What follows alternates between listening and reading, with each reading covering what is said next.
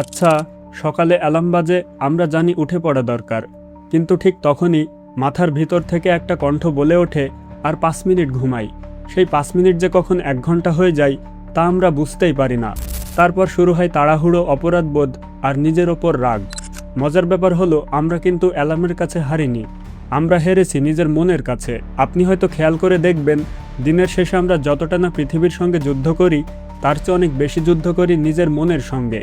এই যুদ্ধে কোনো অস্ত্র নেই, কোনো যুদ্ধক্ষেত্র নেই, এমনকি দৃশ্যমান কোনো শত্রুও নেই। তবুও প্রতিদিন লক্ষ লক্ষ মানুষ এই যুদ্ধে হেরে যাচ্ছে। ব্যর্থ হওয়ার ভয়ে আমরা নিজের স্বপ্ন শুরু করতে পারি না। মানুষ কি বলবে এই ভেবে অনেক সময় ভালো সুযোগও আমরা হাতছাড়া করি। আবার কেউ বছরের পর বছর এমন একটি জীবনে আটকে থাকে যেটা সে নিজেই পছন্দ করে না। বাইরে থেকে দেখে সব কিছু ঠিকঠাক মনে হলেও ভেতরে ভেতরে আমরা সবাই ক্লান্ত। কিছু করতে চাই, কিন্তু শুরু করার শক্তি পাই না।